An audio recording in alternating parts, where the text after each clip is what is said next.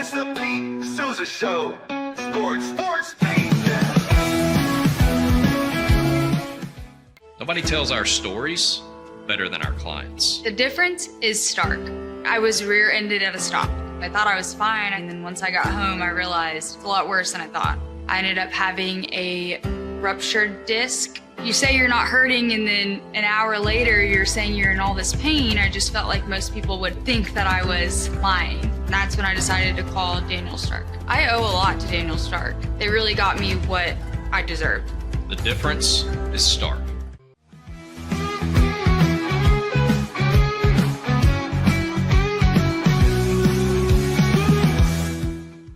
We definitely love our relationship and love Extraco. It's been an amazing experience. They made the PPP process easier. They were reaching out to me saying, what can I do to help you? That made a huge difference because my stress level, when we shut down, to afterwards was night and day. Our experience with Extraco has been phenomenal since the very beginning, so we love Extraco.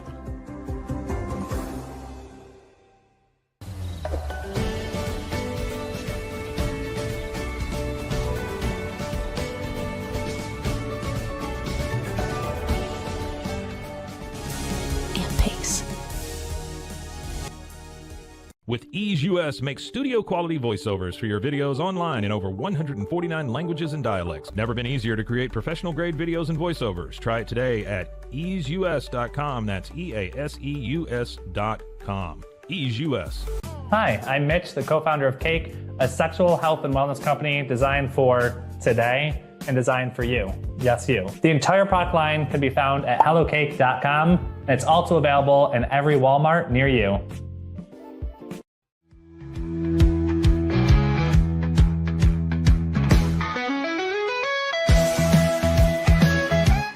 Send money abroad in just a few steps with Remitly. Sign up with your email, enter an amount, choose how your loved ones receive the money, enter your recipient's information, select a payment method, hit send, and relax. Download the Remitly app today. Tervis is all about staying hydrated. Each product is built to last and comes in endless designs to match your personality. Stay refreshed and express yourself with Tervis. Visit tervis.com today and find your perfect tumbler. Looking for tickets to the hottest shows, games, and events? Ticket Liquidator is your one-stop shop for great prices, no hassles, and guaranteed tickets. Whether it's sports, theater, or concert, for the best seats at the biggest events, start with Ticket Liquidator today at ticketliquidator.com. Ticket Liquidator.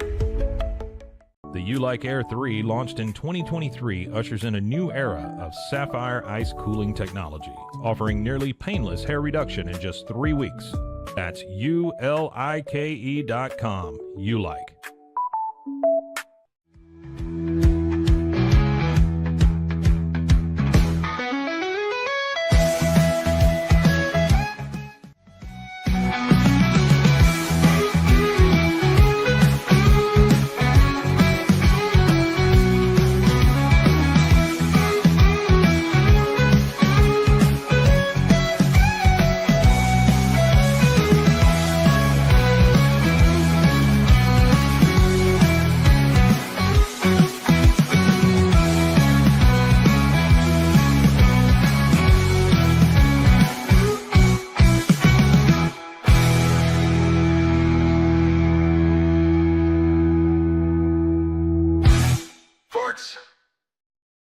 The Pete Sousa Show. Great to be back in the studio here, high atop the Alico building.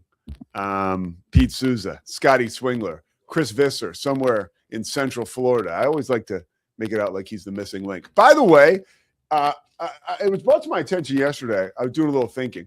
Chris and Leslie Visser, as I got my Eagles helmet squared away after a get-right game against the Raiders, Chris and Leslie Visser might be the most dominant brother-sister combination in the history of sports media, if you think about it. You think about Chris. I mean, he's run 5 major market radio stations, I think, has pioneered them to great success. Of course, Leslie Visser has been in my life as long as I can remember, and honestly, before I was born. She was getting into locker rooms where women weren't allowed to get stories.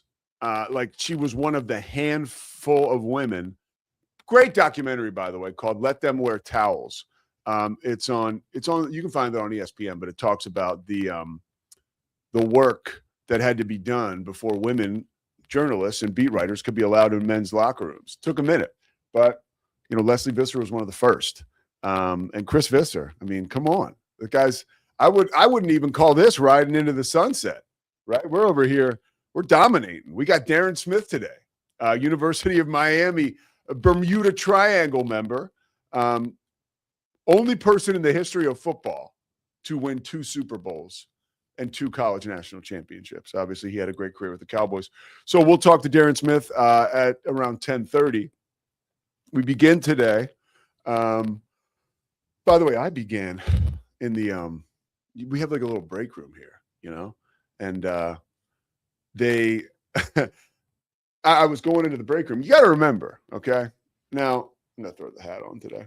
I am not by no means am I any kind of notable or celebrity, but I did do the news here in Central Texas in the Waco area for like 8 years. So people will, and I'm tall, and the station I was on, KWTX, was the #1 station in this market. Like, honestly, well, I don't want to say anything because we might do something with other networks, but sometimes I feel like the other networks are just like yelling out a window. KWTX dominates ratings. So anyways, I'm coming into the break room and some guy was like, "Hey, come here, newsman." I'm like, "What?" So this guy calls me over and, he wants to talk about, hey, you left the local news and, what I'm doing now. Yeah, it's always, look, if anybody ever stops me for anything, I'm always like, seriously, me? I always think they're looking at somebody else. So I chatted with this guy a little bit about the local news, about my move to ESPN and the Rogue Media Network. Yeah, I don't really miss the hours. I don't really miss anything about the local news, except for the people. Great people. I do remember one time, I'll tell this story and then we'll open up because I want to talk about Texas Tech football here. We're presented by Slovakics. One time, after I've told the story, after I got sober, I was doing play-by-play in the G League, and my buddy Scott Lauer was the Hornets play-by-play guy. But when this was the Hornets organization, right? When the NBA had a lockout, they basically, they let Scott go because they're like, we're not going to pay you. We don't have games. Like the radio broadcasters, like he was like, I think one of the only people to get like put on the shelf. So Scott developed an agency where he was an agent for news broadcasters. That was like a side hustle for him as he tried to figure out if the Hornets were going to take him back when the lockout was over. They ultimately did. So Scott was an agent for newscasters. So I was working in the G League, and then I ended up working for the Hornets doing like part-time like radio work, and I was doing a digital show for them, a pregame show. It was pretty awesome. It was called Live at the Hive or Live in the Hive, and it was like they set us up on like this like perch, and we were doing it. It looked like we might as well have been like on like Fox Sports South or whatever it is now. So that was great, but I was getting paid $50 a game. And Scott was like, "Hey, I think I have an opportunity for you to have a full-time job as a news anchor." And because I like the morning news, Scott and I are very close. And I was like, an idiot. I'm like, "Oh, okay, no problem." So the next thing I know, I'm working in Monroe, Louisiana. I got a full-time job on the news. I can't read, by the way. I'm dyslexic. Everything is based on your ability to flow with a teleprompter. Every day it was basically like I was having a standoff with a teleprompter. It was like, here's your local newsman. Imagine if he's delivering the news to you like this. Today in Waco, a man named Luke Hernandez was arrested. People were like, "Yo, get this guy off the news." I was terrible. But I hung in there. I got the hang of it, and things got a little better. But then it was mischief night, the day before Thanksgiving in 2015. I was driving through a parking lot at the mall because there was so little for me to do. On a Friday night, I would go to the mall, like a Friday afternoon. I'd be like, I got an extra $100. Maybe I'll buy a pair of sneakers, if I can afford them. So I was driving to the mall, and these two dudes were driving a pickup truck with like a flatbed, like a bed in the back, and on the bed is a bunch of clothes, like clothes and stuff you would pick up if maybe you were like going around the block and seeing what people left outside in front of their home. So I'm driving, man, and I promise I was driving straight. I'm in my Ford, no, what was it? A Toyota Camry. It was like teal, like any car will do. And I'm driving, and this guy just broadsides me in a parking lot.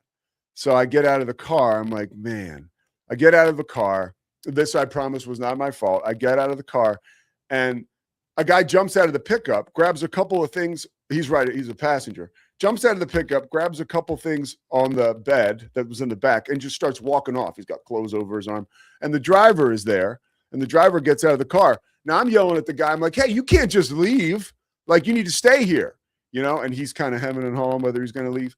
And then the guy gets out of the car, and he looks at me, the driver, and he's pissed, and we're both upset. And then he goes, hey, you the newsman, aren't you? I'm like, yeah, I'm the newsman. Man, you having trouble, man. Right? You have trouble, Reed. I'm like, okay. But we started to talk about my deficiencies. I used to go to I was so bad at being a news anchor. I remember you go to work really, I'm driving to work at 2 a.m. I would always stop to get a cup of coffee because there was no coffee ready at the station. So I would get the worst coffee ever at the worst gas station in Monroe. And I remember this woman who was still up from the night before was like, oh, I know you from the news. She's like, you're very green on the news. You have some work to do. And I'm like, man, everywhere I went, I was a failure. Yeah, it's always nice to catch up with people downstairs since I have retired from the news and hear that they have favorable things to say, because for a while, that was not the case. People were posting on Facebook how I needed to be taken off the air. We survived that, so we can certainly you can survive this with me today. We're brought to you by Slovacek's Sikora Family Ford. Thank you so much. Daniel Stark, injury lawyers, of course, right? Our guys. Thank you very much. And this next segment will probably please our good friend Linda McMillan, okay? As we get ready for the college football playoff, I'm looking at the field of teams because, again, we're having Darrin Smith on today, and Miami. They play Texas A&M. Early game on Saturday, 11 o'clock local time here. It's going to be beautiful, it looks like, in College Station for this game. And I was looking at the rest of the field, and if there's one team that jumps off the board at me that I think has everything you need to win the national championship outside of an Ohio State, right, who we look at, or in Indiana, who we look at okay, those guys, I mean, they call them favorites for a reason, right? They have done the deal. But Texas Tech, here's why Texas Tech should win the national championship. And I love what Scotty put up there. Not a one-hit wonder, built to last. I truly believe that is what's going on, Scotty. Are we okay? Are we crackling? That's wrong. Oh man. So we may have some technical issues, but we're going through them right now. This Texas Tech team is built. They are built for December. They are built for a playoff run. Forget about how much further they're going to go when they continue, or if they can continue to keep this going. But when you look at this current season, this Texas Tech roster is one that is ready for prime time. I mean, there's no question about it. They've already shown us that, right? But there is still a concern by guys like me who have watched Texas Tech all season long, that it's like the Birdman going up to going to Charlemagne. Put some respect on my name.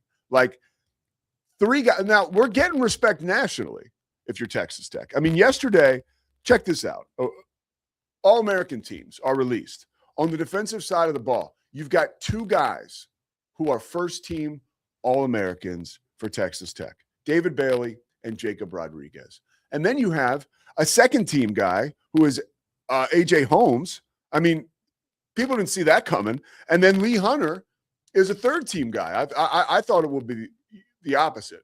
But when you look at that, that's your entire almost all of your defensive line is All-American. And behind that amazing defensive line, and this is where we really get into why Texas Tech, I think, is equipped to win a national championship. Well, back in the day when me and Todd McShay worked for Gary Horton. Gary Horton was a scout for the Cleveland Browns. He was like a director of football ops pretty much for Arizona State back when like Frank Kush was the head coach and John Jefferson was a wide receiver there, Danny White when he was a quarterback. And then Gary went to the NFL. He worked for the Bucks, worked for the Browns, and he ultimately worked for a sports agent where he would help guys train for the draft and up their draft status. But Gary had forgotten more about football than I'll ever know because of his proximity to it for such a very long time. God rest his soul. He passed away about 4 years ago. So, but there used to be these reports we would get. And if you've been in NFL circles, you're familiar with the Giddings reports. And this guy Giddings, I don't know who the hell he was, but he would sit in a room and he would grade every player in the NFL. And he would have a synopsis on them. And for whatever reason, this guy, the Giddings guy, was gospel. But one of the things that he said that stuck with me, and I've never seen this change over the course of my consumption of big-time football, whether it's college or the NFL, waves win championships. Now, what's a wave? You probably already know because you're watching the show and you like sports. But basically what it is it's your ability to substitute up front on the offensive and defensive line and to have depth at the two most important units, most football people would say, on the field, right? If you can have depth behind, now we're talking about why Texas Tech is so uniquely qualified to win this title, because we're talking about depth behind All-Americans, right? You have 3 All-Americans on your defensive line, okay? And when you give them a spell, you're coming in with waves of guys who are able to not only hold the rope, right, but dominate at the point of attack, just like the first stringers do.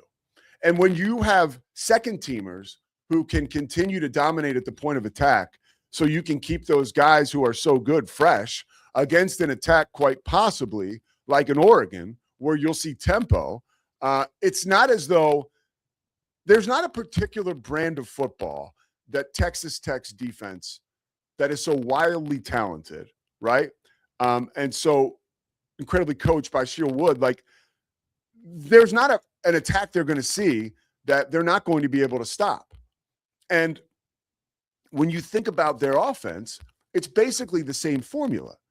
Like, you have a 1,000-yard runner in Cameron Dickey who has scored 14 touchdowns. You have Cool Hand Luke at quarterback in the form of Baron Morton. And then you have studs like and by the way, Scotty and I are going to talk about the transfer portal at some point. And I don't mean to jump ahead or poach any of Texas Tech's guys, but like, you've got guys, if you want to talk about depth, you got like a Micah Hudson at wide receiver, who's a 5-star, one of the best players coming into college football years ago, that hasn't quite found his footing.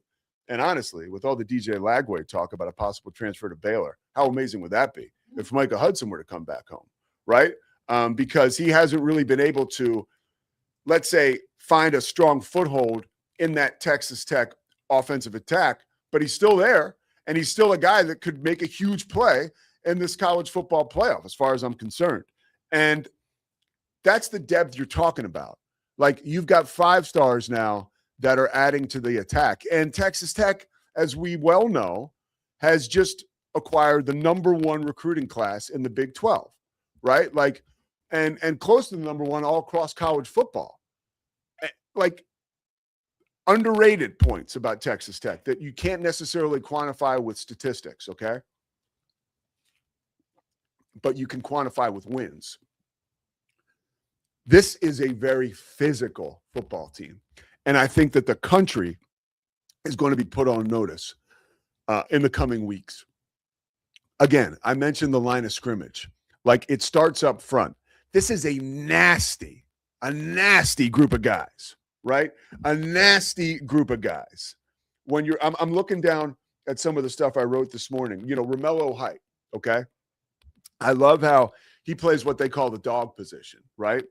And that is apt because the dude plays like an absolute dog, an absolute dog. And as far as I'm concerned, he's the one guy that was left off the All-American lists, if I'm not mistaken, right? And so that's a guy now who's probably playing pissed off. Another aspect of Texas Tech's attack and the way that this team is comprised that leads me to believe that they will be playing into the middle of January is their red zone efficiency. When Texas Tech gets into the red zone, unless it's against BYU, they score touchdowns. We saw them struggle with field goals in that first game. But in the second game, they certainly seem to have rectified any issue that they would have had there. So your ability to punch it in when you get inside the 20 is a huge part of postseason victories. You can no longer trade field goals or trade touchdowns for field goals if you want to win a championship, right? Especially in the early rounds. And that brings me to my next point, that Texas Tech not only can beat your ass in a phone booth, right? And they can win a street fight or what you would call a rock fight, but they're also wide open, right? Not only because they'll generate turnovers on defense. Jacob Rodriguez, by the way, first-team All-American, created a turnover a game going into that championship game against BYU. One turnover a game. That's one guy. One guy. So you've got a defense that can create havoc and generate turnovers, which can lead to a short field and quick strikes for your offense. But you also have an offense that's wide open. Wide open. And Barron Morton can get down the field, can take the top off against some of these defenses who may not know or will try a bunch of different stuff. I mean, you can't put anything past some of these brilliant coaches, but how are you going to stop them? How are you going to stop them offensively? They have a ton of balance. They can get wide open with you, and they can put it right down your throat behind the big guys and getting it to Cameron Dickey. And let's not forget either, they lost their first-string running back in training camp. That's a huge component of all this that I think sometimes we overlook. And that goes back to my first point about why the next man up mentality and the next man up school of thought really applies to Texas Tech. Because in most situations, when one guy goes down, obviously the quarterback, most important position on the field, you got to keep Barron Morton in bubble wrap, really. You can't let this guy get hurt because that changes the whole game with his backup out for the season. So you've really got to take very good care of Barron Morton. That is essential, right? And a balanced attack will help you do that. But outside of him, the next man up mentality across this team, you can look at that being reflected in Cameron Dickey and his work this year. Another thing that I think is, and I've kind of gone with like intangibles here. Here's an intangible for you. And I don't care how many people have been named All-American on the Texas Tech defense. There is a nobody believes in us mentality that this team has, that this program has right now, that they will take into this college football playoff. Not because these particular individual players are overlooked, but because as a school and a football program, this is a team that has come out of nowhere. Now, did they really come out of nowhere? We were put on notice when we saw all the activity in the portal. So to say they came out of nowhere, maybe that's not a fair assessment. But to say that they're not a typical team we see playing in late December and early January and into January, that's a fair statement. This is a team that is new to this party. But if you look at how they're doing it, right, it's the same way the Habs have been doing it forever. And they're doing it better because they understood exactly how they were going to do this. We've talked about it forever. Mining, like this football ops staff for Texas Tech is, I don't want to say it's something ridiculous, like just as prolific as the guys that they've recruited, but they have done a tremendous job to find talent all across the landscape of college football. So when you're ready to transfer, we're ready for you. One thing I don't love that's been going on, and Scotty put this on my radar earlier this morning, I had heard scuttlebutt about Brendan Sorsby going to the transfer portal. I think immediately him being thrust into the number one quarterback position, I saw that on CBS Sports at least. That was like a ranking, right? Like, I don't know that I buy that, but I do buy that Texas Tech is all over him. And apparently that's where he wants to go, and that's where he's going to go. So it's like, I don't know what they're doing or how they're doing it, but to have a player be like, yeah, I'm going to leave Cincinnati and I'm going to Texas Tech, and that player be the number one rated quarterback in the transfer portal is all you need to know about this group going forward. And the Red Raiders spent a ton of money on coordinators in the offseason, right? We talked about Wood. And like, he's getting paid a ton of money. And that is almost, if not just as important as the talent that he is putting in places to succeed. That is a no-brainer there. Like, you have the X's and O's guys who can put guys in the position to succeed. And then you have, at the top of the food chain, the ultimate charismatic CEO, who is, by the way, one of Joey Maguire's secret weapons or superpowers, I guess superpowers, is that he is so comfortable and confident in who he is that turning over responsibility and not doing it in like a lazy fashion, like Barry Switzer coming back to coach the Cowboys to a Super Bowl, really like understanding delegation and allowing people to do what they're great at. Okay. Last point before we take a break and come back with Darrin Smith, 42-10. And it's perfect to bring in Darrin Smith after that, because that is the average score of a Texas Tech game this year. Texas Tech 42, opponent 10. Those are the kind of ass whoopings that some of these Miami Hurricane teams used to put on, right? When Darrin was at Miami and they won 2 national championships with Dennis Erickson, right? Like, we're not going to just knock you down and win the ball game. We're going to embarrass you. I think they may embarrass their first round opponent.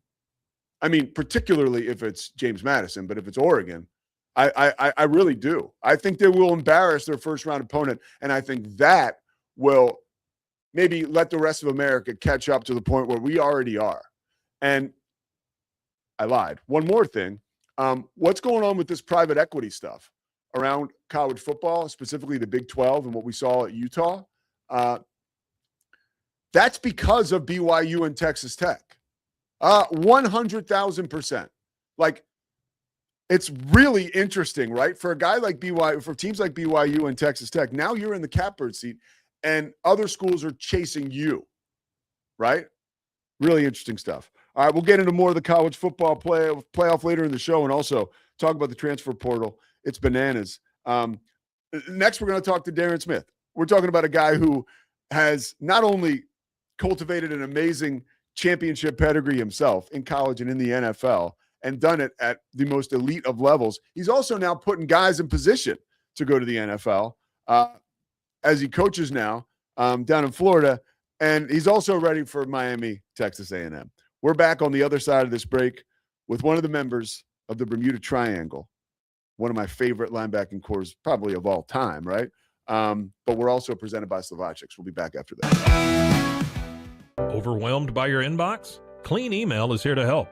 Organize, clean, and manage your emails with powerful automation tools. Say goodbye to spam and clutter and enjoy a stress-free inbox. Try Clean Email today at cleanemail.com. What if you could clean clean?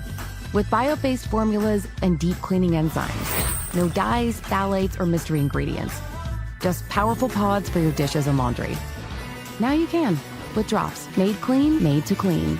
Welcome to Kit Bag, the ultimate destination for football fans. Whether you're cheering for Arsenal, Chelsea, Manchester United, or any other top club, for true football passion, think Kit Bag. Visit kitbag.com today. That's kitbag.com. Kit Bag.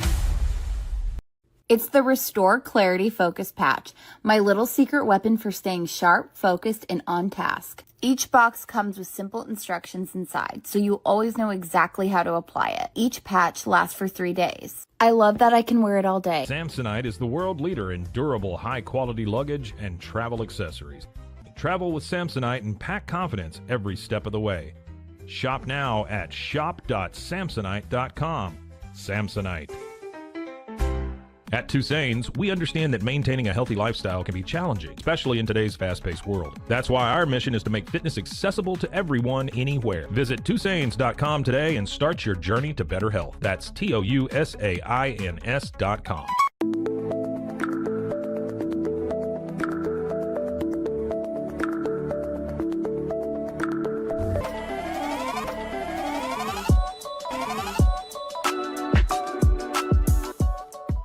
house is a property, but we live in homes. Home sweet home.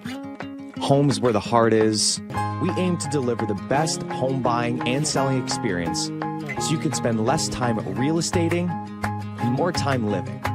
Unlock a world of convenience with Mully Box, your one-stop solution for personalized subscription boxes delivered right to your door. Each box is tailored to your tastes. Mullybox.com. That's MULLYBOX.com. Better sleep, inspired by nature. Your back, hips, and shoulders will fall into perfect alignment in any position, meaning that you get deeper, more comfortable rest. Visit ecoterrabeds.com. It's the Pete Sousa Show. Sports. Welcome to Market XLS, your all-in-one Excel solution for investors. Designed as an enterprise-grade platform, Market XLS caters to investment managers, secure and efficient investment management and research. Book your free demo. Everybody at Equilife really has a passion and a real interest in helping people feel well. How much further can we go to get you feeling even better? It is a complete partnership between the two of us.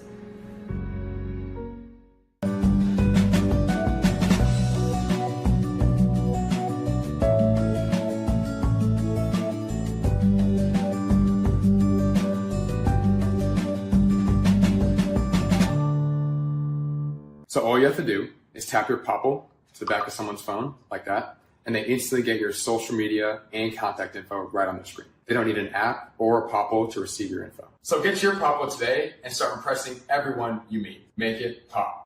It's hard to find supplements that work. No, thank you. Plant-based supplements made from the Earth's most powerful plants for your immune health, gut health, workouts, and more.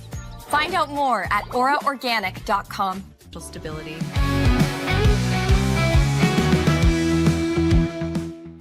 The Pete Sousa Show continues here from Central Texas, high atop the Alico building, presented by Slovakics.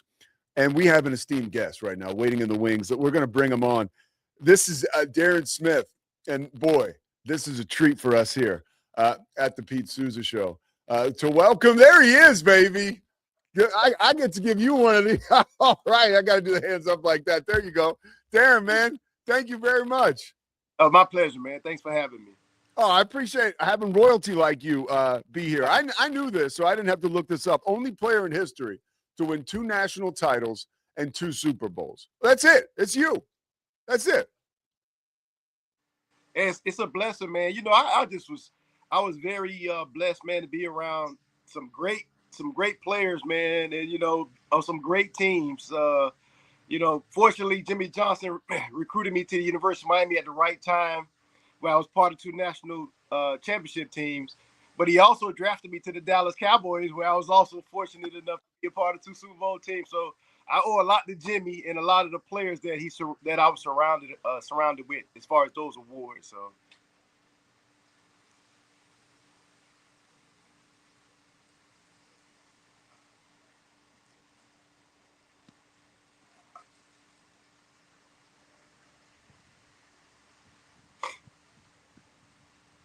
I'm not hearing you. I can't hear you.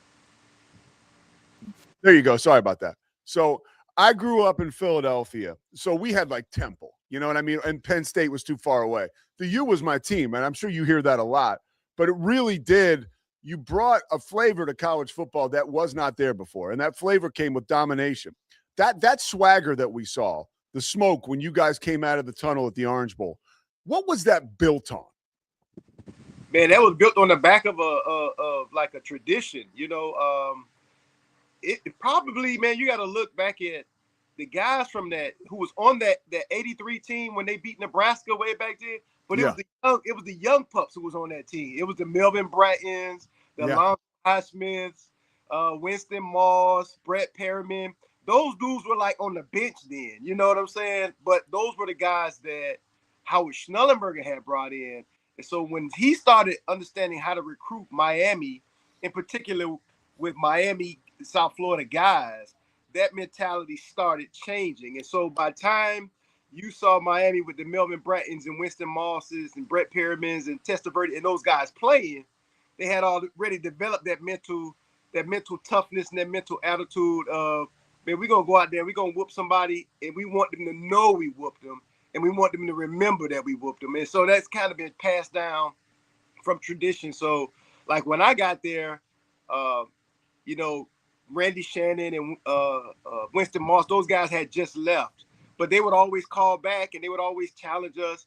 Hey, you better do this. We got to get this done. So even though these guys were moved on to the NFL, they would always call us and challenge us. Many times, come back. Jerome Brown. I'm like, and I'm seeing Michael Irvin on the sideline. I'm a young pup, and I'm thinking like, man, you know, I can't let Jerome Brown down. I can't let these guys down. And so it was like it's expected, and it's something that we continued for a long time. And I think that's one of the biggest reasons we have such a close fraternity to this day. Miami guys are tight. We're united. Yeah, and you're a Miami kid, right? So you're coming up in that area. Was there ever, like, did you ever think of another school, like, or was it always like, man, this is? I'm sure there were other schools in the mix, but for you as a kid growing up in that area, were you like, that's where I'm going? This what happened. My brother took me to my first college football game, and it happened to be that '83 national championship game with Miami upset Nebraska. Yeah, oh yeah. And so after that game, man, I fell in love with University of Miami after that. And then I saw that they had guys from Miami, like Alonzo Highsmith actually played in that game, and he was from Miami. And so it made me think like, wow, guys from my neighborhood could actually be on this team. Maybe one day I can do that. And so from that point, I was bleeding orange and green. Now, I will admit, at the very end, Florida State came into the picture. Florida did recruit me, but I'm very close to my family.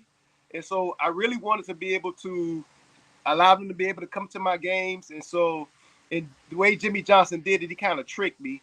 He called me one day and he said, "Hey, Darrin, if you was to commit," now I'm not saying you committed, but if you were to commit, what number would you want? I said, well, if I was to commit, I probably would want number 56 because Lawrence Taylor was my greatest all-time line. And so the next morning in the Miami Herald in the newspaper, it says, Norland Star commits to the University of Miami. I'm like, what? What happened? I didn't do that. So he kind of used that to kind of, but I stuck with it. Miami was the place that I wanted to be forever. And so it was really a dream come true for me, especially the first time I ran through the smoke. I couldn't believe it. I was like, man, my dreams come true. I ran through the smoke, what I always wanted to do. And it happened to be against Florida State. It was a night game. They had they were ranked number 1 in the country at that time. And you guys beat the brakes off them. 31-0. You beat him down. I got to ask you about when Jimmy Johnson moved on. You were a redshirt his first year, if I'm correct. Yes. And then that was a huge deal.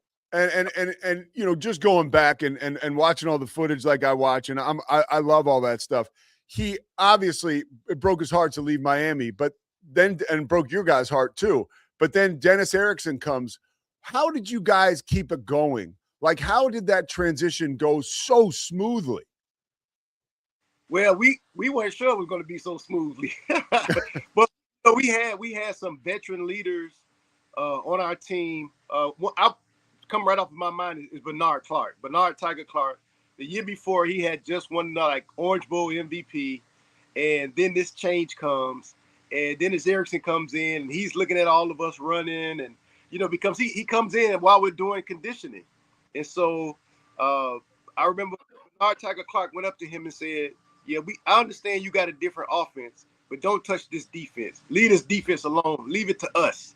And so we basically kept our same defense. Fortunately, Jimmy did not take all of his staff to Dallas with him. So some of the guys did stay.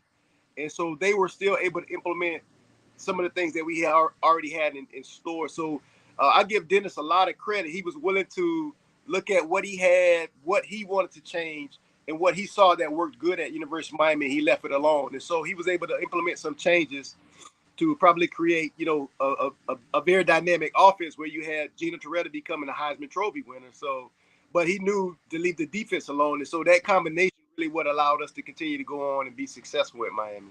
How about your, the intimidation, your reputation arriving to the field before you guys did? Was there a particular moment, Darrin, when you could see, and I'm not talking about like the Citadel, I'm talking about where you were playing a huge opponent and you could see fear in their eyes before the game even started? Maybe it was a pregame altercation. Was there ever a moment you can remember thinking to yourself, wow, this stuff is real, man? Like we own this vibe. It's funny, man. I remember one year, I think it was my junior year, we literally had 5 pregame fights. I'm like, are we that bad? And it really, what it turned out to be, it was teams trying to prove that they weren't afraid. And so they tried to make the first move. Kansas. We played Kansas one time. University of Kansas. Come on now. We know y'all not tough guys. You know what I mean? But, they ran through our warm-ups one time and, we got guys that's just not going to allow that to happen. They're not going to allow anybody to walk through our warm-ups. And so, but you could tell that they were intimidated by the fact that they tried to kind of, defend themselves before the fight even started. But, we of course we had the Notre Dame battles. San Diego State, we had a couple of brawls with them. I mean, it went into the stands with San Diego State one time. That was a wild one. The one in San Diego when Mark McGuire's brother was the quarterback, that got crazy. We were all in the stands with that one. Unfortunately, I remember I got kicked out of that game because I had to defend myself. But I'm not gonna go into that. But but no, the teams they try to prove that they're tough and they're not intimidated, and it doesn't work. I mean, I understand what you're trying to do, and we don't try to. I mean, we really it's like it was part of the culture a little bit, I would say, and I'm a real laid back guy. I'm not very into anything, but man, we got guys that we would practice their dance, we would practice the celebration, and all this stuff was going on before, because we expected it. We expected to win, we expected to score on you, we expected to dominate, and so that was just kind of the mentality, and so and it rubbed off on everybody, even mild-mannered guys like me. One more about this aura you guys had. The 91 Cotton Bowl, where you, again, just dominated and embarrassed Texas, there was a lot of like excitement, colorful behavior, flamboyance. People were losing their minds, right? You guys were ahead of the curve. But as a kid, for me, I was like, this is the most amazing thing I've ever seen in my life. And it made me want to go run outside and play football. Like, how did you guys sort of manage to, because even when we look back on those teams, we celebrate them. You know what I mean? Like, it was a special time. But what was that like in the moment when you guys were going through all that and all of a sudden you started to get blowback? Was it kind of like, hey, we don't care, that's who we are? Or did it at all, maybe at one moment or two, kind of impede the progress? Probably it was a balance of both, actually. At the time, we didn't care. and it got to the point where it didn't matter. We kind of knew that we were going to get some blowback, in particular that Texas game. But, that situation kind of started at the beginning of the week. You know how bowl games are, where they have the two teams come in a week early and you do events together. Well, we had some kind of barbecue that we went to with the University of Texas. And they just had guys that were talking. And again, it goes to, they're trying to prove that they're not intimidated. They're trying to prove that they're not afraid. So they say stuff to kind of provoke you. And so when we respond on the field. We don't have to respond. And so it was a situation where, in particular, I think they had an offensive lineman named Thomas. He was saying a lot of stuff in the media, in particular about Russell Maryland and how he was going to dominate Russell Maryland. Russell Maryland went on to have 3 sacks that game. The next year, Russell Maryland was the first pick of the draft. And so Russell showed it on the field. But we decided, after that talking that they had all that week, we said we're going to celebrate on these guys. When we score, we're going to dance. We're going to do everything we can. And I think the refs kind of got flag happy that game because it was things going on that we weren't even really doing, but they still were throwing flags on us. When one guy got a sack and he was trying to get up off the quarterback and he stumbled, they threw a flag on that, so like, man, that was like legitimately innocent. And so I think that game we had a record for most penalty yards in a bowl game, and we still won 46-3. So It was an amazing experience to just watch that. How did you, I remember you, and then if you look at the numbers, you led, the best defense in the country in tackles a few times. How did you become the leader in a room full of alphas? Like what is that like? Was that just genuine and natural leadership in kind of like your bones and in your DNA? I honestly, man, I still don't understand it, because when I was recruited to Miami, I went to a high school where I played offensive line. And so it was a situation where I had to beg to play linebacker at my high school. I was number 63 in high school. And they finally gave me to play linebacker. And I ended up making a lot of plays. So the thing about me is my speed. That was my thing. I ran track and I played center and guard. I ran 100 meters and played line. So that just was a weird combination right there. And so the thing that Jimmy saw in me, though, was the speed. And so, Jimmy had a philosophy of taking high school defensive backs, which I was a lineman, but I was really fast.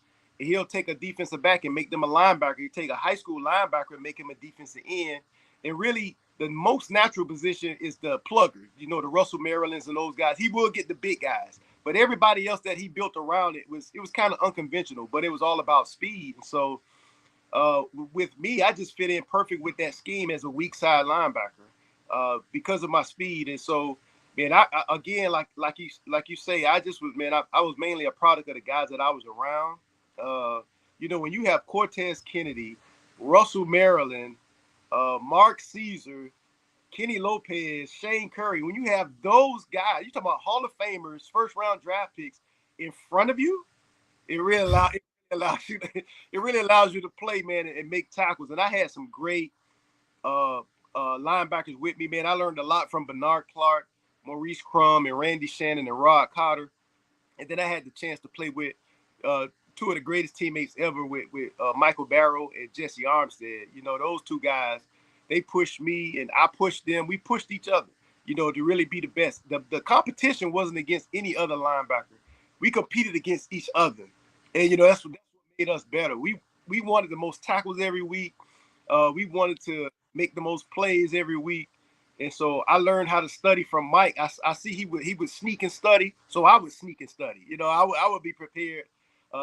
Jesse was physically just like built like Superman. That's what his nickname was, Superman. And so I wanted to be strong like Jesse. And so we kind of just pushed each other in all areas to be better players. And it really helped us just to be our group, really to be one of the best to do it.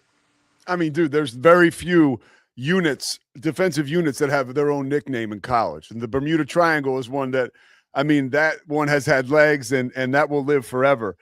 Jimmy Johnson, you coach now. What is there something that comes out in you when you're coaching and sort of molding these young men at Chaminade where you realize like, man, that's Coach Johnson just coming through me. And it's now who I am as a man. And I had almost forgotten that he instilled that in me. He used to tell us all the time that success is when preparation meets opportunity. And I always look back at my life and I look back even like when I was in high school playing on the line, how I got the opportunity, and because of the preparation that I had put into it, it paid off for me. And I always tell my guys now, because, in high school, everybody always wants to be the next Lawrence Taylor or the next Michael Vick and all, the great players. Yeah. They don't understand the work that goes into it. You don't just show up and it just happens. And so I'm always teaching my guys about preparation, the physical part of it, but also the mental part of it.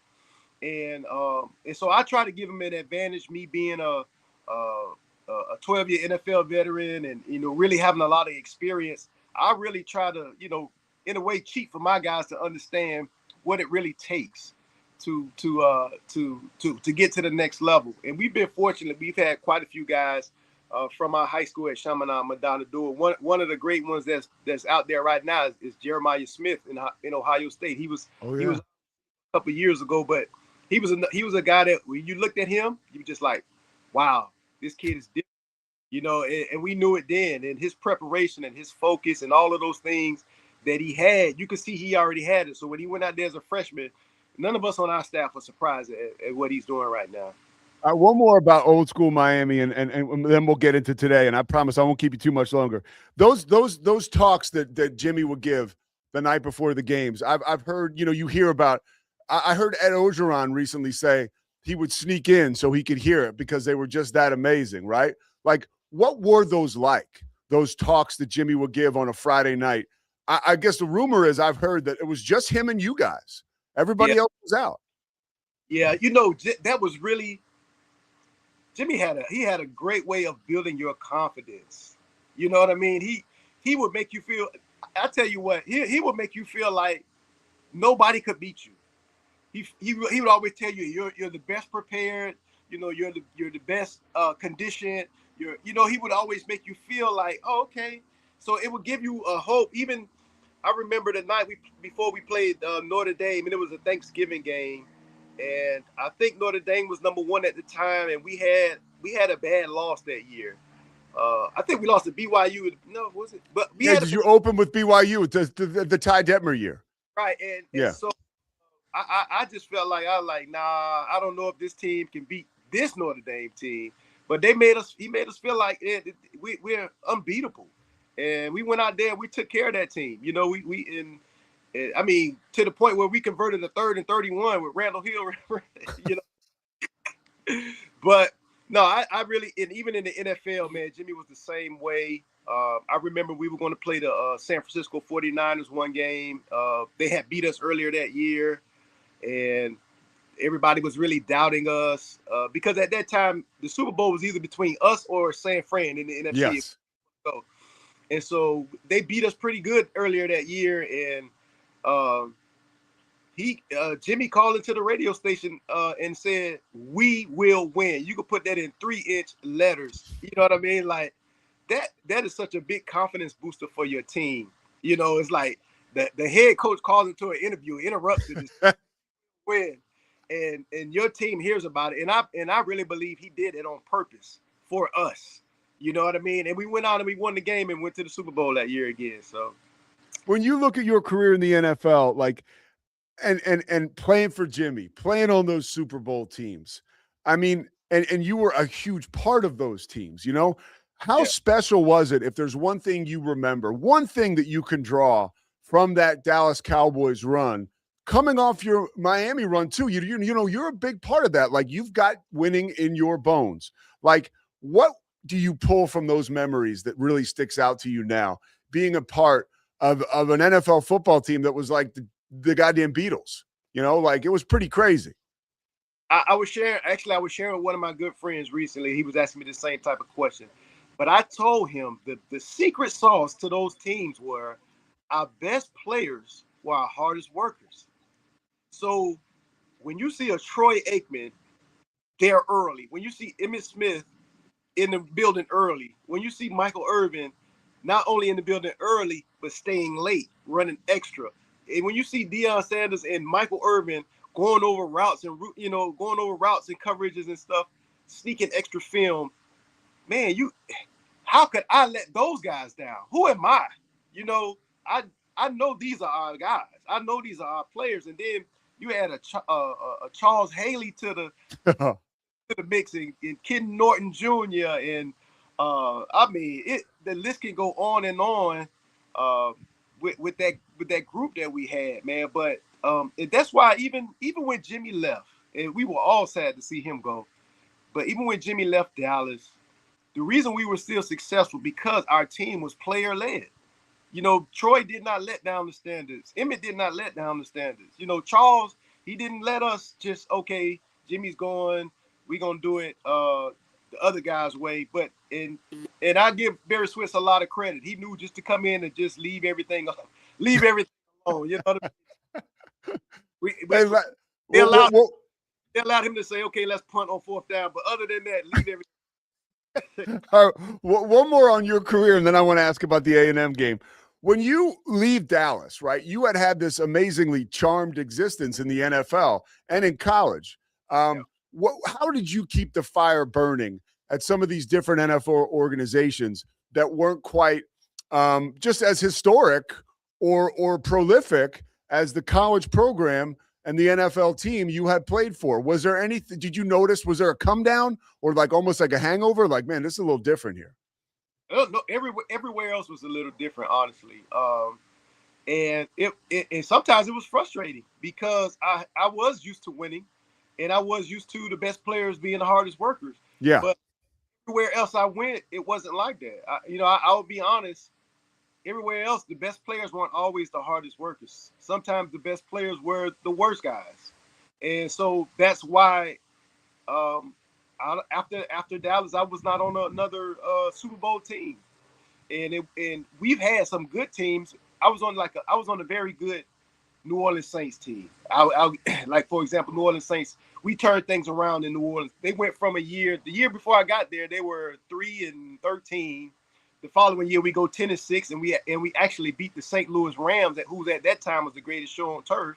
Yeah, that was Aaron Brooks was your quarterback, right? And Hazlitt was your coach. Yeah, right. Yeah. But the thing with that team, Hazlitt was able to bring some guys together. It was a kind of combination of, there were some guys who were there in New Orleans, but Hazlitt brought some guys from Pittsburgh. The general manager Randy Mueller brought some guys from Seattle, where I was at the year before. But they knew the guys that they were bringing together were like the type of guys they needed to work and push. Now, they were older guys. Yeah. But we knew how to work, and that's how we turned the season around so quick. Unfortunately, the following year, they started going to get younger guys. They feel like, oh, if I could do this with older guys, just with younger guys. But then you get those younger guys who don't know how to really put the work in. And so, like in New Orleans, some of my frustration was I would see guys really not taking advantage of the opportunities that they had. Guys would come late to meetings. Guys wouldn't do the work that they're supposed to do. And me as a veteran player at that time, I would say something. But unfortunately, sometimes I didn't have the coaches backing me up, which at Dallas, there was no doubt about it. You know what I mean? It was the players ran the show, and that's what pushed us. And so when you try to go somewhere else and you try to be a player and say, hey, this is what we need to do, it didn't always work that way. And so that's why that was some of the frustration I had as far as like, I'm learning like, wow, what made us so special was the players. You know, it was the players that made us special. So it was like that even at Miami, man. Our team at Miami, that's why Dennis was able to come in and continue to win. Like I say, Bernard say, hey, we got this part. You leave us alone. You take care of that part, and we'll do this together. And that's how we were able to be successful. So now you're able to pour some of that into, the guys you coach at Chaminade. And, you got JoJo Trader on this Miami team. Simpson hasn't seen a ton of run, Dante, but he's another guy that you coach specifically on defense. When you look at this Miami team this year against Texas A&M and the roller coaster ride that's been the season for you guys that are so close to this program, what are your expectations for this game? I mean, that's a tough draw, A&M on the road. Now, I think you guys should have deserved to be in it because you beat Notre Dame. I didn't understand any of that stuff, but we move on from that. The game on Saturday, what are your expectations? And what do you, as somebody who's close to the program, what does Miami need to do to upset Texas A&M on the road? Hey, man, I feel like you feel, man. I'm nervous. Like, like it's been up and down, so I really don't know completely what to expect. The way they came out against Notre Dame, the way they came out the gate against Florida State, and then the way they played against Louisville and SMU, it was like very disappointing. But, to me, they're going to have to come out fast. They're going to have a fast start. But I think a big key for our offense in particular is we can't have penalties. It just seems like we have the dumbest penalties at the toughest time. Pre-snap penalties when we're in the red zone that takes us from, being able to score a touchdown and ends up getting a field goal, sometimes missing a field goal. And so I think they don't really understand how important those little things are. I feel good about the defense. I think the defensive coordinator has done a heck of a job. I have really enjoyed watching his defense this year, and in particular, those guys up front, man. I'm a linebacker, man, but I love the guys up front. You know what I mean, man? And to watch Bain and company, man, really take care of business. But I'm also impressed with our secondary this year, how they really shored up tackling. We have safeties that make plays, not just sacks, but make interceptions for touchdowns. And so I think You know, the DC has done a great job with the pieces that he brought in. And so I feel good defensively against, you know, Texas A&M, but I know they have a great defense as well. And so hopefully we can be creative against them. It's going to be a very difficult game. It is a tough draw, but I think it's something that we could do.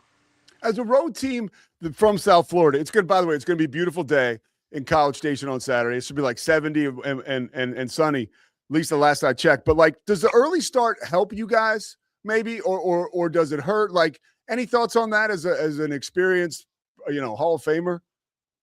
Yeah, I don't know if that matters. More of, you know, it's always the preparation that leads up to it, you know. But like you said, it's going to be a beautiful day, so that's great. So we don't have to weather, because they had an early start in Pitt and they had a great game, you know, that game as well. So I don't think it's necessarily the start time, but the key is the preparation and but also the execution. I mean, we just gotta it's gonna be interesting. And I hate like quarterbacks that A&M has, you know, those guys who can throw, but Marcel Reed, yeah. I'm like, man, these are the toughest type of games that you can have. But fortunately, we have some athletic linebackers that can maybe you know, be able to spy him or look, you know, keep an eye on him and try to keep him in control in the pocket. But it's gonna be a tough match for us. But I think we can pull it out. All right, Darrin, I've kept you way too long. Can you leave me with the prediction? What do you got? Well, number one, you know, I'm gonna say us. I'm gonna go like 27-24 Miami. 27-24 Miami. How amazing! By the way, all the country needs, because there are Miami fans all over, kind of lying in wait. If this game were to be a victory for Miami, I think people will come out of the wood. The belief will be strong, and the hype will be amazing. And I think the team can feed off that. So, if you pull this one off, I think anything's possible. Right, that's right. I mean, if you get this one, man, everybody else out there is pretty even, you know. So, you got a shot. All right, Darrin Smith, man, thank you so much, dude. I had so much fun talking with you, and I appreciate all the work you're doing, especially as a coach now. Somebody like you could be doing whatever they want. That's great stuff, man. So I appreciate it. Very much. All right, take care, Darrin.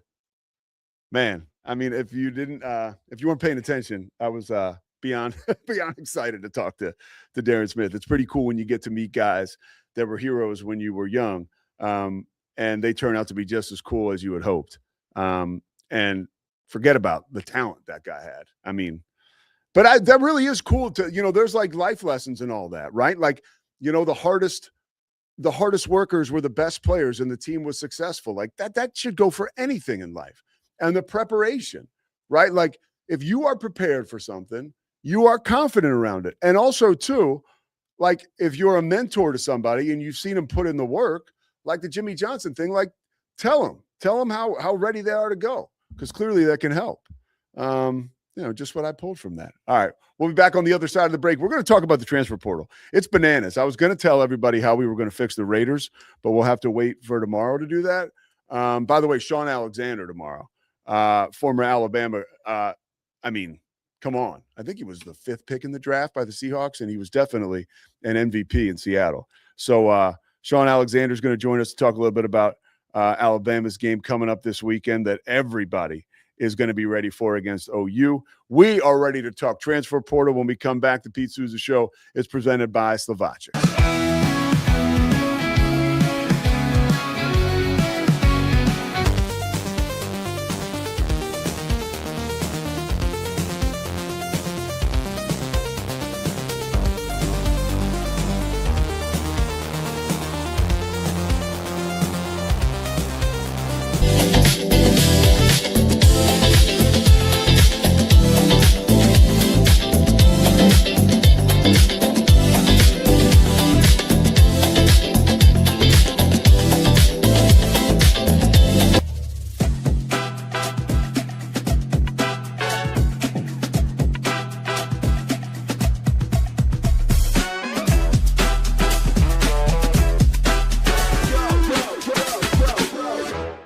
Nobody tells our stories better than our clients. The difference is stark. I was rear-ended at a stop. I thought I was fine, and then once I got home, I realized it's a lot worse than I thought. I ended up having a ruptured disc. You say you're not hurting, and then an hour later you're saying you're in all this pain. I just felt like most people would think that I was lying. That's when I decided to call Daniel Stark. I owe a lot to Daniel Stark. They really got me what I deserved. The difference is stark. I know you're gonna love this Kodak Dot Plus printer. You guys just connect it to your smartphone. I can assure you, you are going to love this printer as much as my family has. You guys have to check it out for yourself. Streamline event and appointment booking with Amelia's sleek, modern, and fully customizable booking forms. WPAmelia.com. That's WPAMELIA.com. Amelia. We definitely love our relationship and love Extraco. It's been an amazing experience. They made the PPP process easier. They were reaching out to me saying, what can I do to help you? That made a huge difference because my stress level, when we shut down, to afterwards was night and day. Our experience with Extraco has been phenomenal since the very beginning, so we love Extraco. A journey into new thoughts, new cultures, new adventures. So what are you waiting for? Start your journey with Babbel now. Go to babbel.com or download the app. It's the Pete Sousa Show. Sports, Pete.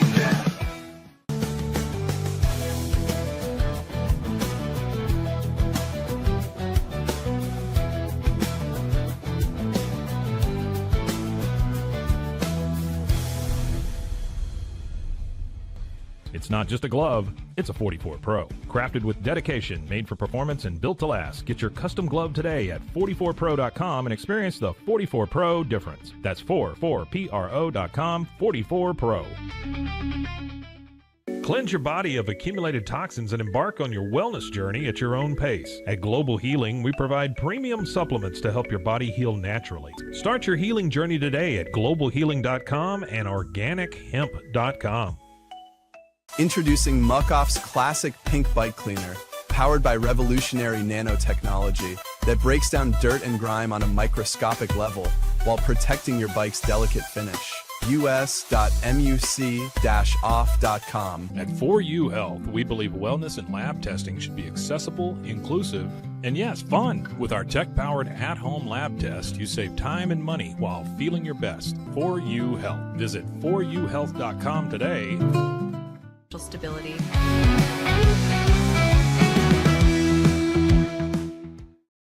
Okay, the Pete Sousa Show. We are rocking and rolling here. Mosley just invited me over to the show. Well, that's sweet. Matt Mosley's going to be at Brazos Landing today. I invited you to the show before that. So, well, all things being transparent, I have therapy today at 1, but I will swing by after that. But you guys will still be going, right? Yeah, 1 to 3. Okay. Yeah, I'll come by. I'll text him back. Tell him I'll come by at 2. And even if he can't have me on, I'll just stop by and say what's up. And then I'm taping. It's funny that Darrin was talking about Kansas because I'm taping an episode of the Payoff podcast today. The podcast I have, it's all about sobriety. And I got a guy named Dave Bakay, I think his name, or John Bacady, who played football at Texas. He played for Glen Mason. He's a sober guy. He's an artist in New Orleans. And he's like an amazing guy. My buddy Pete Flick put me in touch with him. So he's going to come on and, this is like aside from this. So I'm taping that today at 3, but I think I can get a little Mosley love in around 2:15 maybe. Yeah, but I wonder if John was one of the guys who was traipsing through Darren's warm up. Well, I'll have to ask him today. Great segment with Darrin Smith. Wow. A great, and that, by the way, I'm going to say something here. Like a lot of looked at those Miami teams and thought, oh, they're just athletic, numbskulls, right?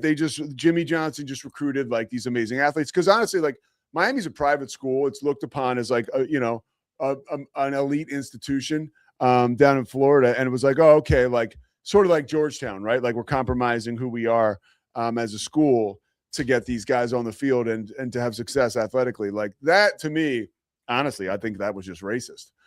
because I always found those guys and just talking to Darrin, like, I mean, seriously, that guy's as sharp as they come.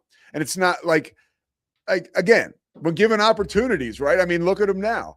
And I think the same thing could be said. I mean, that Georgetown team, they literally, I mean, that was no lie. That 85, like John Thompson, Georgetown team, they traveled with a, who was it? Who's the person, Scotty, that tells you what classes to take? Your counselor. Yeah, your counselor. But there's a different name in college. Advisor. Yes, your advisor. Yes. They traveled with this older lady. She was some older white woman. She was sitting on the bench, dude. That's how connected they were to studies. Like those guys all did very well in school or else, right? And to talk to a guy like Darrin, it's like, man, what a bright guy. Like, you know, just like learning so much from him. So it's really cool to see like a dude like that, because again, like people would see, oh, look at those guys, they're dancing, you know, it's like they're all these penalties. Isn't it funny though to see guys get older? Like Darrin is like, hey, we can't get penalties. It's like, well, I guess Miami today can't get penalties because his team could rack up more penalties than anybody ever in history and still win by 40 points against Texas. A special deal there. All right, Scotty, I want to pick your brain a little bit about the transfer portal. Yesterday, I had the wherewithal to bring you on early in the show and ask you about DJ Lagway. I had done the math that, you know, his dad had played at Baylor. I knew he was recruited by Baylor out of Houston. And now we're like yesterday I got home and I saw, just checking like the internet, the World Wide Web, that On3 was saying that it's Miami, LSU, and Baylor. Yep.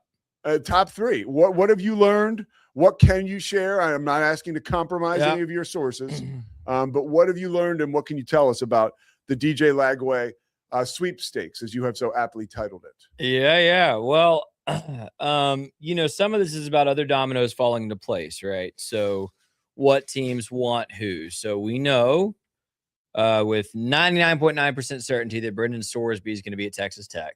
That is all but confirmed by just about everybody. His girlfriend committed there yesterday to play volleyball, transferring from Cincinnati. So do the math.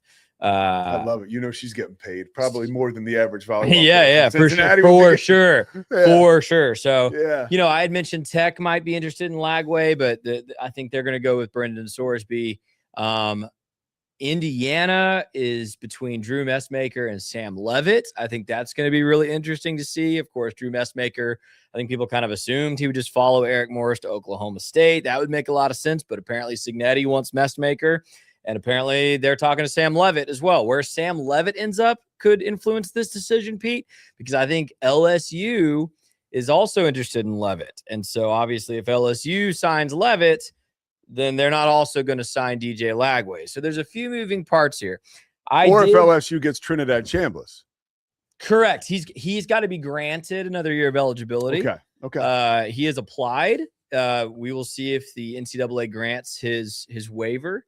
But of course, yes, that's the thought. But I did get a text last night, and it's not, I would call this like not a tremendous source. Like, I don't want to sit here and be like, I have super good insider info. This is not that kind of relationship, but I did get a text from someone last night, and I'm working on trying to corroborate it elsewhere, that Baylor's staff feels like they've got Lagway. They feel really good about it. I think Baylor's staff feels like, whatever they put on the table in front of him as far as an offer, an opportunity, he is highly interested in. So Baylor, I heard a national commentator I really respect this morning say, well, Baylor's not really in play here. Like, I know Sawyer was good and he's from there, but blah, blah, they're not. Baylor's really in play in this thing. Could he end up at Miami? Of course. Like, and who would blame him for going to a playoff team instead of a 5-7 team? Like, you know, does he really want to watch a second head coach in a row get fired out of his life? Like, you know, yeah. But no, Baylor's a real player here. Well, here's one thing I'll say to tell you why it would make sense. Yeah. Even with the Aranda thing, like, you've got Spav, correct, who does not look like he's going anywhere. Correct. Great offensive coordinator. I mean, and specifically great developer of great quarterbacks. Yes. So that's right there. Secondly, you also have, like, these are not like long-term contracts. Like if DJ Lagway comes to Baylor next year and he has a good year, but not great, and he wants to go somewhere else, he goes somewhere else. Right? I mean, like, and by the way, bottom line, if you're Dave Aranda and you need to win 8 or 9 games to kind of get the naysayers off your back next year, I understand why it might be wise to put a lot of this NIL money into defensive front, or other positions.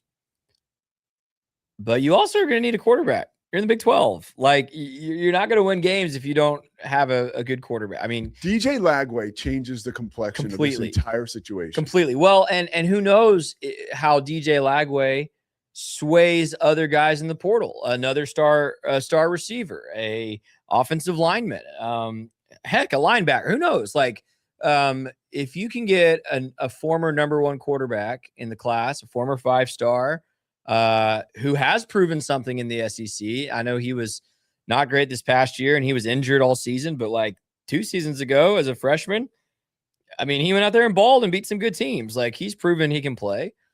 Who knows who else comes, because you almost validate your credibility as Dave Aranda if you can get this guy, he picked Baylor over LSU. Do you think they're going to give his dad a job or something? Wouldn't be nuts. His dad played at Baylor. Wouldn't be nuts. Yeah, wouldn't be nuts. Back. And by the way, it wouldn't be the first time Baylor's done this. I think it would be. I think it's a great move.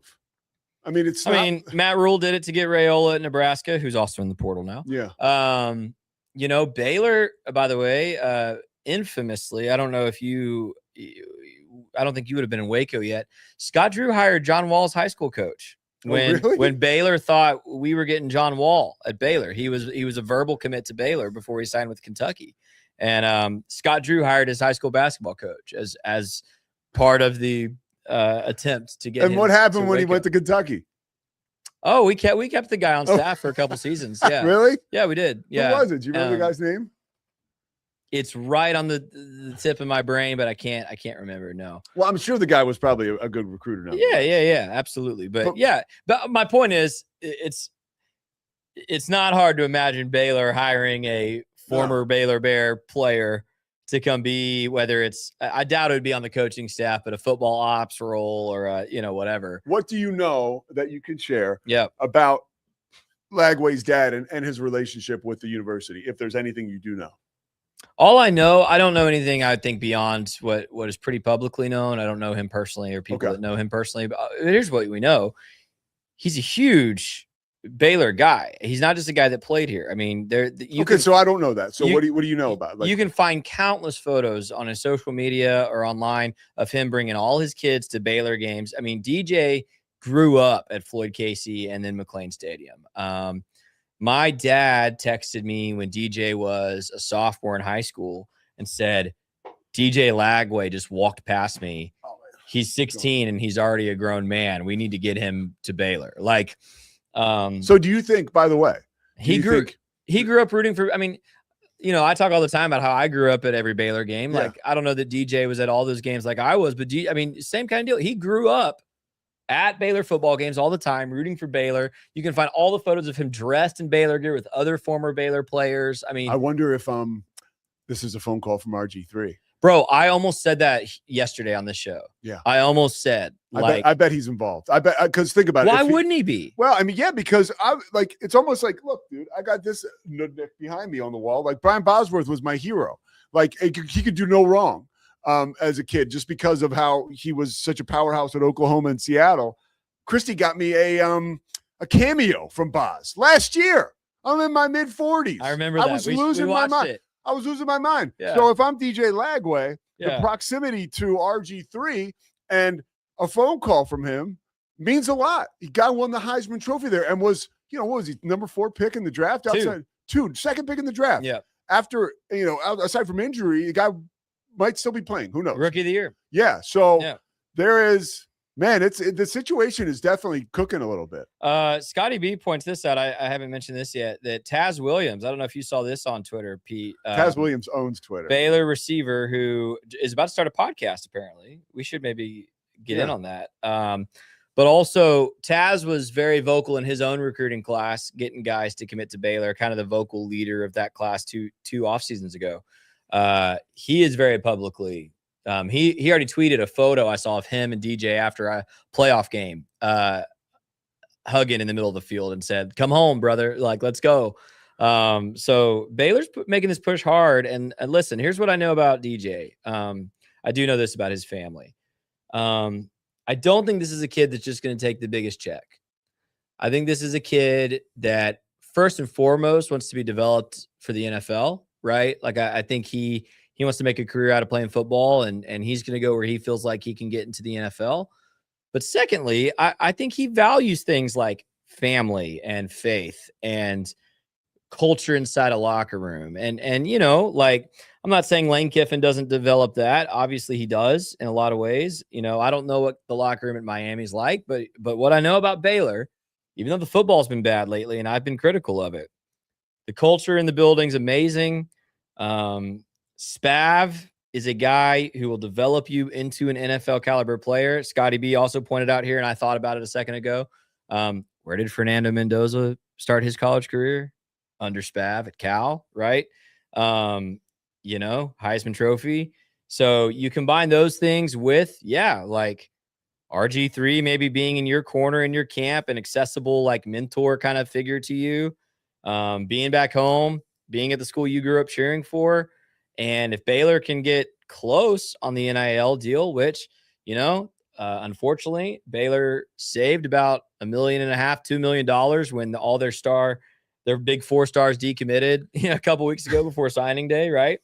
Why wouldn't he come to Waco? Okay, like timeline stuff, and this is for every college football fan. Portal opens on January 2nd officially, yes, which is why it's so funny. All these guys are already and closes January 15th. Yeah. So how does that? I mean, this is I guess would we hear a decision before that? Like an unofficial decision? Or does he keep us waiting all the way till January 2nd? Dude, this is we've used the term all year, Wild West right now in college. Who knows? I wonder if it's like a violation. If it leaks tomorrow, like DJ Lagway signs with Baylor, does Baylor get hit with a fine? Like, I don't know how this works, but I don't know. Maybe it is a bunch of unofficials, you know. Pete Thamel reports DJ Lagway is going to Baylor, but then he doesn't sign an agreement until the second, you know. I mean, who knows? But I think we'll hear about it before then. I think we're going to know where all these quarterbacks are before January 2nd. You know, I already texted you this morning. We're hearing all sorts of stuff. I talked about Messmaker. I talked about Levitt. Oregon supposedly like kind of the top contender right now to get Dylan Raiola out of Nebraska, which would, by the way, be really scary, I think, combining that guy with that team. But it's fun, man. Like, I hate the transactional nature of it. We talked about this yesterday, I think, but it's kind of fun. It's kind of fun to see where all these guys are going to land. And by the way, a tweet I threw up on Mosley's show, all of the 5-star quarterbacks from the class of 23 and the class of 24, all of the 5-star quarterbacks have already transferred from who they committed to out of high school, except Arch Manning. Look, and then I was about to make this point. Like, I am this next wave of I'm really interested to see. There is more, I feel like more hype than ever around quarterbacks transferring now. We have officially entered the era of free agency that we're comfortable with. It's out there. It's more public than ever. I think that's puts these guys in tough spots. It is very exciting to think about Dylan Raiola playing in that offense at Oregon.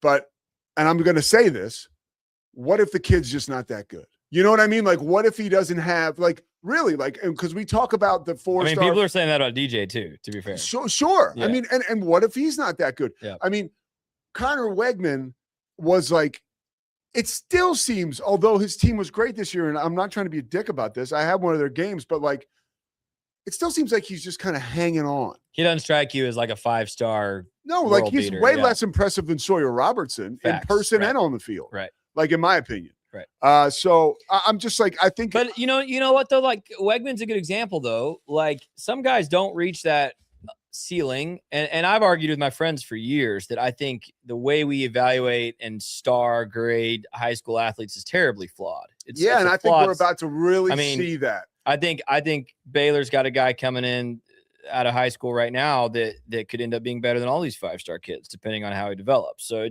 you never know. But say his name. That's our guy, Quinn Murphy. Yeah, obviously. Yeah.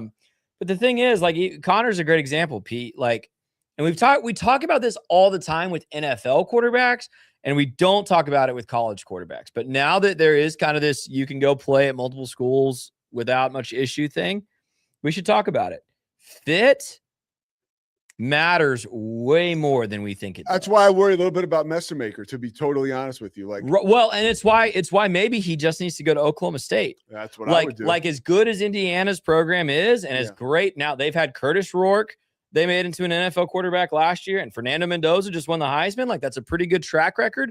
But you thrive in that Eric Morris offense. Yeah. So, like, it's a good point. You're kind of risking it if you don't. I think Sam Levitt's taking a crazy risk, Pete. I think Sam Levitt can play, but Sam Levitt hasn't shown me that he's just a surefire, NFL quarterback. And he's great with Dillingham in Arizona State. Well, here's but that's almost why with Levitt, it almost makes more sense for me he needs to go to LSU. Because what do we know about Lane Kiffin? He makes quarterbacks look great. I think you also want to go someplace where you're going to be protected. I think that's important. And that's why if I was DJ Lagway, I would be a little skittish about going to Baylor. Because you're in the Big 12, so you're going to face nasty opponents, right? Like Texas Tech will be on the schedule next year. That's just it for instance. Okay, but not more nasty than the SEC. I mean, like, I'm a Big 12 No, me homer neither. all But day here's my long. thing. But No. So what I'm saying is, I think, and this is, I'm not trying to be a jerk about Baylor. I think Florida is more equipped just to put in like a badass offensive line up front. And like Baylor is, if you spend all this money on DJ Lagway, like what does your offensive line look like? Well, and by the way, offensive line is the scariest position on the team for Baylor right now because you're losing a lot of studs and you still don't have an offensive line coach. And I don't know if you don't does that affect like where I'm going to school? If I'm a quarterback, probably like the last thing I want to do is worry about, am I going to be on the freaking ground or under pressure all the time? Whereas if I was a quarterback, now that we're talking about it, like I would be running to that school on your chest right there. I would be running to Indiana. I mean, you have taken, they're going to have a good line. You've taken two, like also ran quarterbacks prior to when they came to your school and you won one guy, the Heisman. Yeah. And the other guy had a phenomenal season. Yeah, if Curtis Rourke doesn't tear his ACL, he's probably a 3rd-round draft pick instead of a 6th-round draft pick. Yeah, so, I mean, we could go on forever, but we've gone on long enough. That's okay. I'll just say this. I think there are very few things that could make Baylor fans excited. DJ Lagway would. I think that would bring a little boost, especially because he's a guy you thought you had out of high school and lost. Yeah. It would be kind of a nice story. But I'll say that I'll warn Baylor fans of this. If it's not Lagway, it's going to be someone else. Baylor has to get a quarterback in this portal.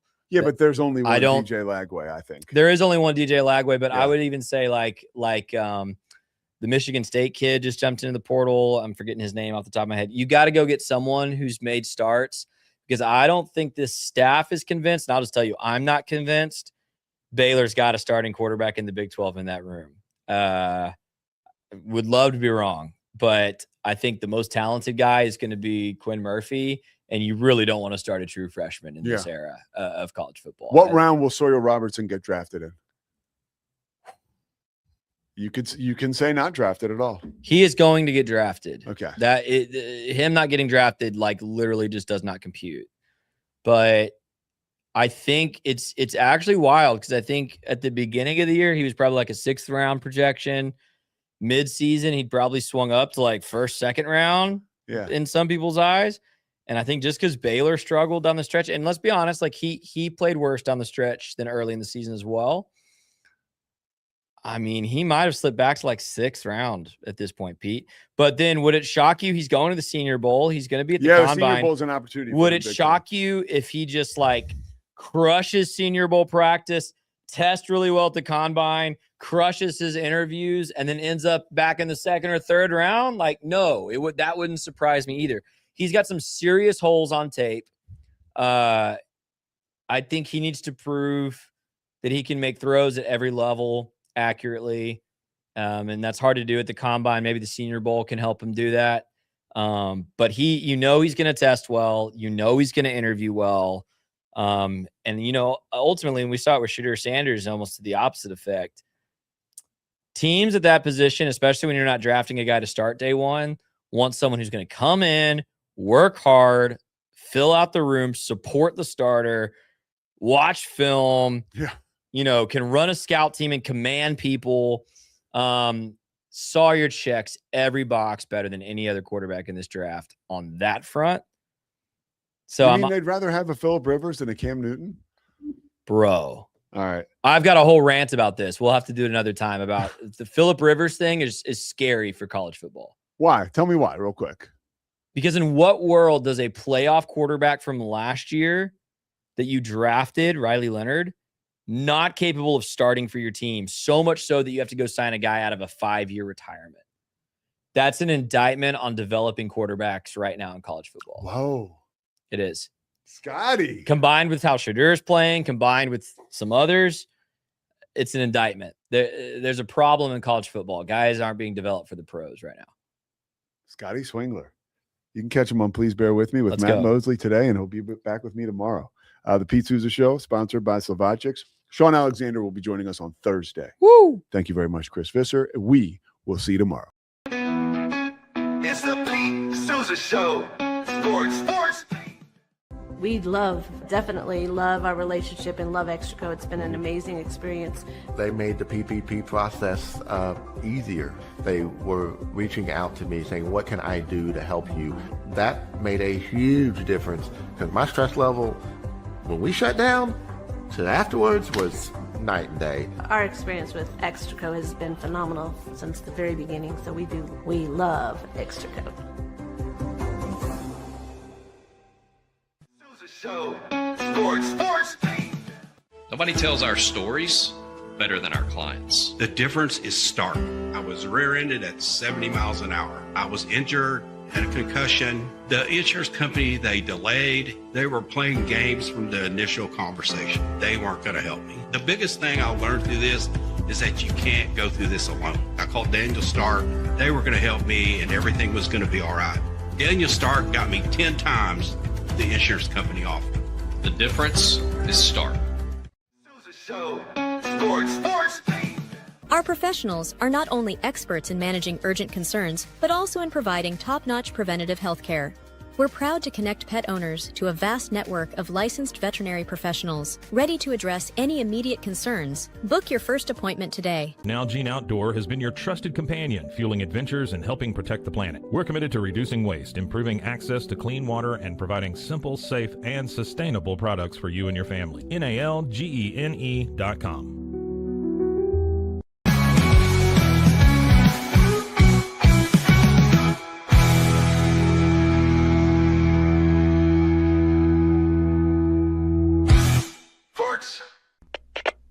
We are Rogue Media Sports.